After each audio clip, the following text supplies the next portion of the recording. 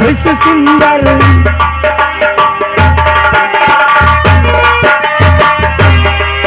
अपना भी नसीबा क्या भोग मिला है सपने से भी सुंदर महबूब मिला है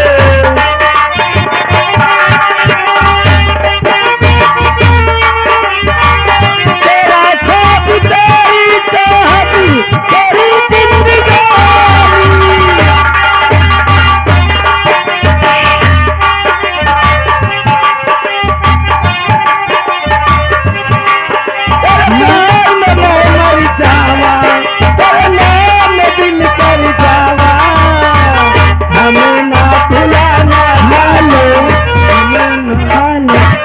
ध्यान दीजिएगा महारानी जी, आपकी शयन कक्ष में सेनापति लड़वी प्रताप सिंह प्रवेश कर रहे हैं।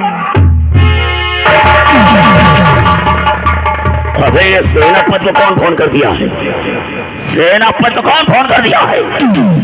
हमें तो लग रहा कि सेनापति महारानी के कमरे की तरफ आ रहा है और अगर मैं भागा नहीं पकड़ा गया तो सीधे जेल हो जाएगी। अब सुहाग रात जाए भाड़ में पहले अपनी जान बचाओ।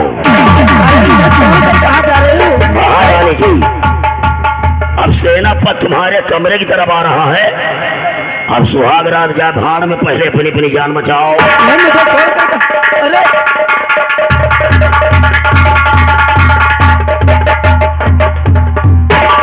अब मैं क्या करूं?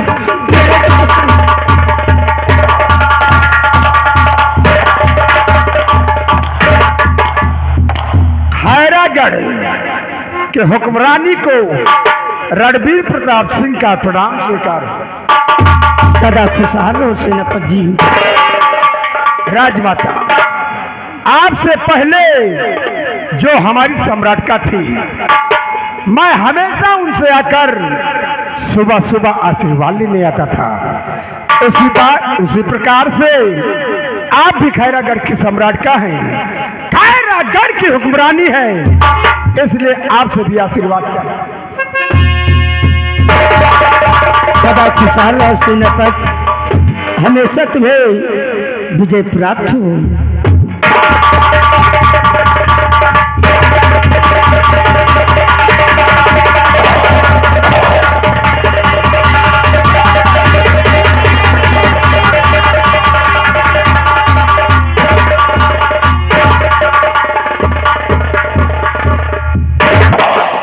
राजमाता ये जूता किसका है? ये इतना घबराए क्यों हो? मैं पूछता हूँ ये जूता किसका है? ये जूता तो मेरे महाराज का है। राजमाता हमारे सम्राट के पैरों में जूता 6 नंबर का लगता है और इस जूते का नंबर है 9। इसका जूता है। मेरे महाराज का, मैं बता तो रही हूँ मेरे महाराज का जूता है। राजमाता आप खैरागढ़ की सम्राट का है, खैरागढ़ की हुक्मरानी है, इसलिए आपसे यही कहना चाहता हूँ कि आप कोई ऐसा कदम मत उठाना, आप कोई ऐसा कदम मत उठाना जो कि हमारे सम्राट के मस्तक का कलंक बन जाए। खैर कोई बात नहीं है, मैं चल रहा हूँ। अब मैं क्या करूं? मेरे तो कुछ समझ में नहीं आया। मंत्री जी मुझे कहाँ फंसा दिए। अब मैं क्या करूं? मेरे तो कुछ समझ में नहीं आ रहा।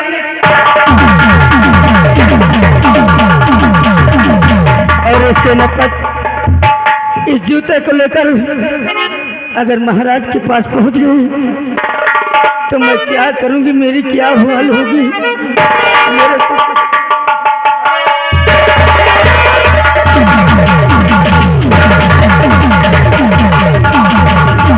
मेरे मेरी रानी और हम तुम्हारे हैं। अरे बाप रे! और हम तुम्हारे हैं, तुम्हारे सनम हम तुम्हारे हैं, तुम्हारे सनम हम तुम्हारे हैं, तुम्हारे सनम जान मन मोहब्बत की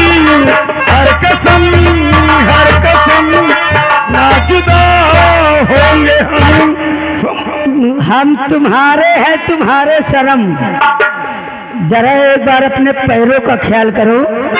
जूता लाओ या नौटंकी करना बंद करो। अरे सबर करो सबर करो, एक जूते की बात करते हो, सैकड़ों जूते की व्यवस्था हो गई है। क्या? और क्या? वो कैसे? मंत्री जी, और सुनो हमारी बात को। और मंत्री जी आज भारी और गजब हो गए मंत्री जी।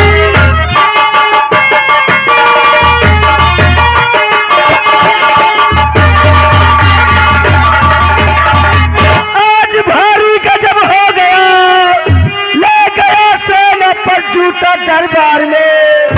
अब हमारी तुम्हारी और कजा गई, जिंदा छोड़ो नहीं आते मक्कार को।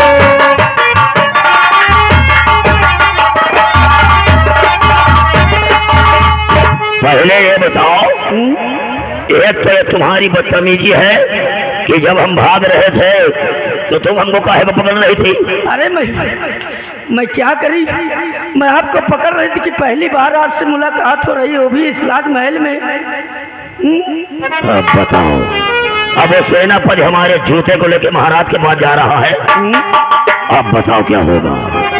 अब मेरे को कुछ समझ में नहीं आया, अब हमारी आपकी तो हमें लगता फांसी हो जाएगी।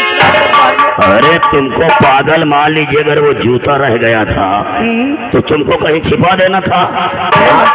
आंखें बंद करके सो गई थी क्या?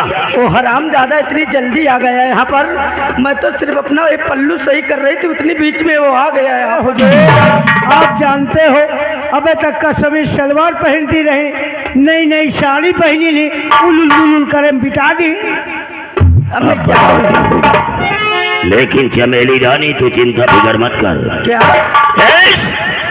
ठाकुर भवानी सिंह की खोपड़ी 7 खोपड़ियों से मिलकर के बनी है, तू काहे को ले चिंता फिकर कर रही है?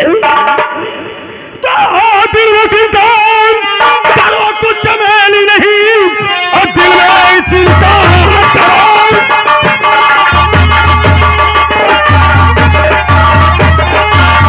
चमेली नहीं और जान ऐसा महल में और बिछाऊंगा मैं भेज सेनापति सीमा सरहद नहीं और मार कर जल्द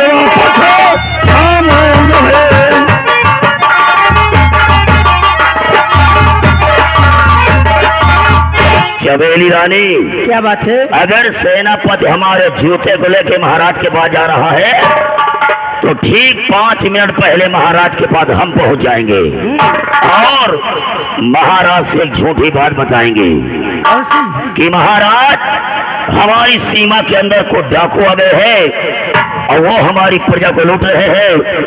जब महाराज सुनेंगे तो सेनापति को सीमा सरहद पर भेजेंगे, झूठे वाली बात यहीं पर खत्म हो जाएगी और उसी वक्त हम सेना डाकू बन जाएंगे और सीमा सरहद पर सेनापति को मौत के घाट उतारेंगे। तुम चिंता फिक्र न करो, हम सेनापति से 5 मिनट पहले पहुंच रहे हैं और हरामजादा बचना नहीं चाहिए। तुम चिंता फिक्र मत करो। मैं चलती हूँ और मंत्री जी का रात दरबार में आने का इंतजार करती हूँ। और मास्टर जी, अरे जवानी जवानी तू कहबो सैया हो,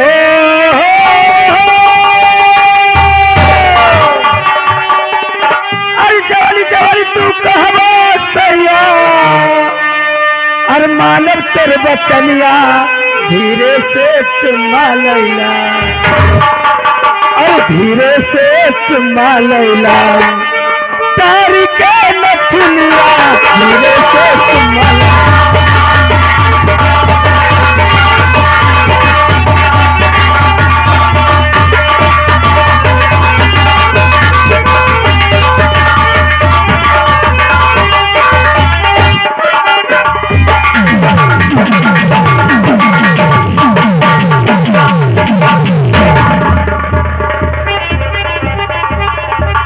दरबारी राम सिंह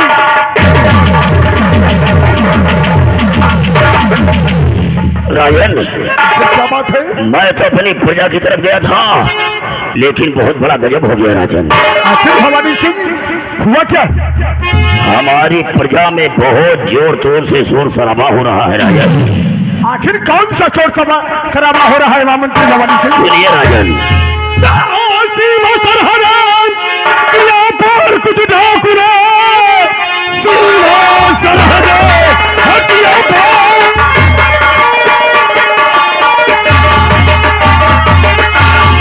कुछ ढाकुरे अपनी सारी प्रजा है लुटी जा रही, तो कोई राह जलाए जतन कीजिए, यही चिंता मुझे काम हो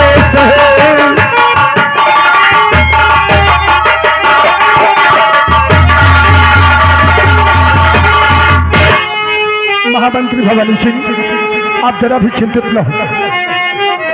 तो दिल में चिंता जरा भी न मंत्र करो, दिल में चिंता जरा भी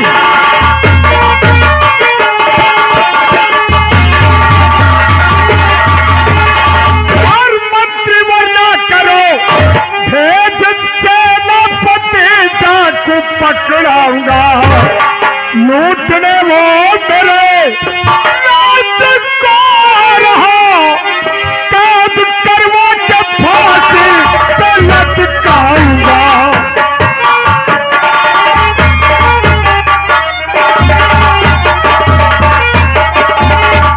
अगर वो हरामजादा शेरा डाको हमारे सरहद के अंदर आ गया है, तो मैं सेना नायक रणवीर सिंह को बुलाकर उसे कैद करवाकर फांसी के फंदों पर लटकाऊंगा। आप चिंतित न हो, तत्काल फोन लगाओ और सेना नायक रणवीर सिंह से कहो कि महाराज ने तुम्हें इसी वक्त राय दरबार में याद किया।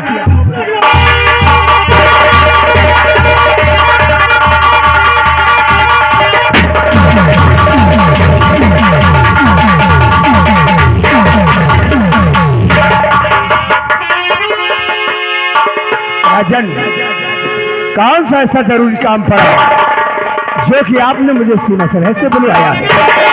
हजूर, और बुलवाया किस बात ऐ मेरे महाराज, और क्या आज्ञा है, और क्या आज्ञा है, और मेरे लिए और हुक्म करो सारे।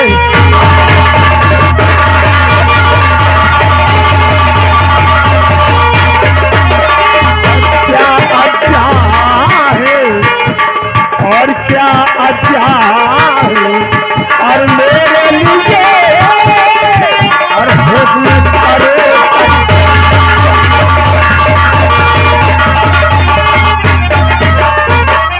सेना नायक रणवीर प्रताप सिंह, मैंने तुम्हें क्यों बुलवाया है अवश्य बताऊंगा। तो सेनापति दरबार के और वीर बहादुर शेर और सेन साथ जाओ भी और करो न पलटी।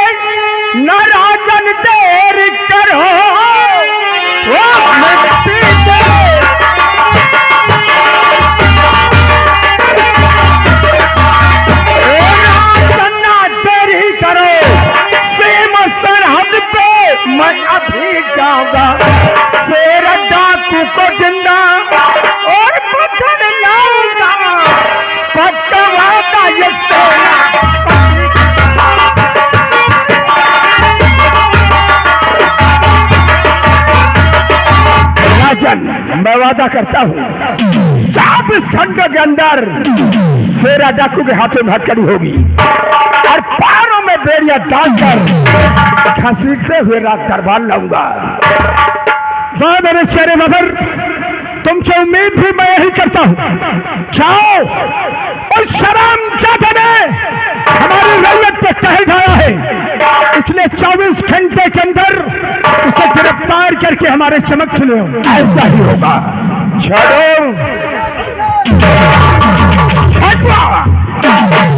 महाराज के हुक्म काबिल हो। आओ हमारे साथ।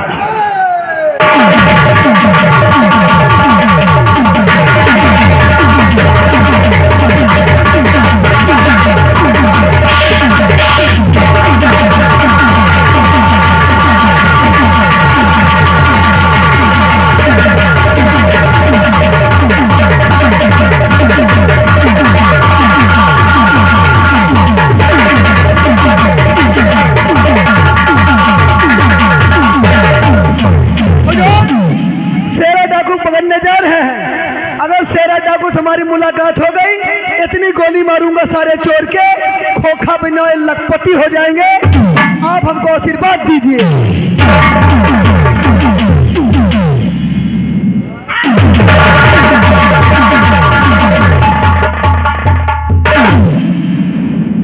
महामंत्री भवानी सिंह,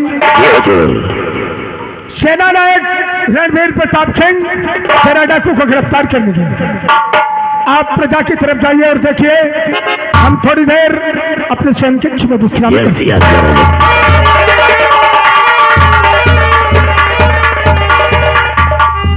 राम सिंह, यह साला चोर ठोकर उठाएगी। अबे किसको बोल रहा है? शेरा डाकू। आप तो बढ़िया मनाई हो। अच्छा, वो शेरा डाकू। यह साला चोर ठोकर उठाएगी। तो साले हमारी तरफ क्यों उंगली दिखा रहा है? अरे आप तो बढ़िया मनाई। शेरा डाकू, वो शेरा डाकू। यह साला चोर ठोकर उठाएगी।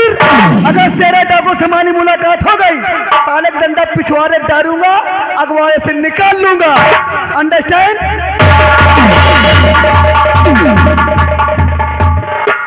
या साला 1.5 फुटा। हाँ।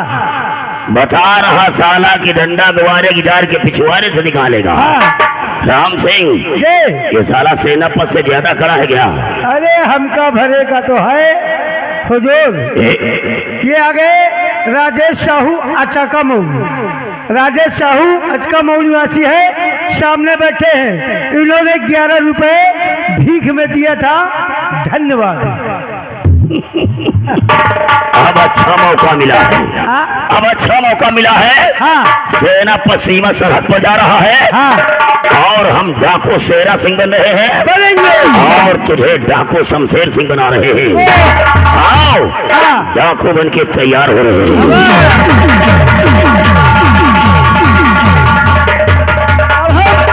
शेरा डाकू पकड़ने जा रहे हैं। अगर शेरा डाकू से हमारी मुलाकात हो गई ना, इतनी गोली मारूंगा सारे चोर के, खोखा बिनोए लखपति हो जाएंगे। कहना है कफन न डालो मेरे चेहरे पर, मुझे आदत है मुस्कुराने की। न दफनाओ मेरी लाश को यारो, उम्मीद है किसी के आ जाने की। कहना है कि देश मेरा राम है, ये देश मेरा राम है, मैं इसका हनुमान हूँ। सीना चीर कर देखो, अंदर बैठा हिंदुस्तान है। मेरे देश की धरती, मेरे देश की धरती, सोना उगले उगले हीरे मोती, मेरे देश की धरती।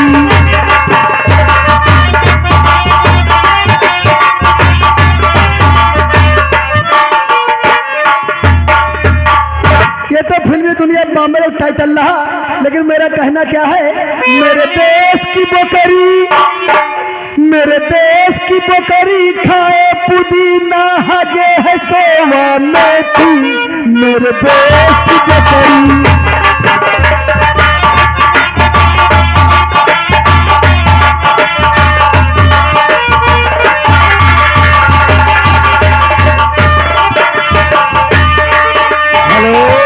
हेलो हेलो, ध्यान दीजिए दोस्तों। अभी तक आप लोग देख रहे थे हिंदुस्तान खैरागढ़ राज की कहानी। खैरागढ़ राज्य में महाराज के कोई संतान न होने के कारण महाराज ने अपनी दूसरी शादी किया। अब आप लोगों को ले चलते हैं इसी खैरागढ़ के समीप एक हिमगिरी नाम का पर्वत है और उस पर्वत के समीप एक सरोवर नदी है और उस सरोवर नदी में हर अमावस्या की रात एक करामाती फूल खिलता है और उस करामाती फूल की पूजा करने के लिए नागलोक से इच्छाधारी नाग और नागिन आते हैं। तो देखिए दोस्तों, कहानी इसी जगह से नया मोड़ लेती है। तो देखिए किस तरह से नागलोक से इच्छाधारी नाग और नागिन आते हैं और उस फूल की पूजा करते हैं। तो अगला सीन हिमगिरी पर्वत, सरोवर नदी, इच्छाधारी नाग और नागिन।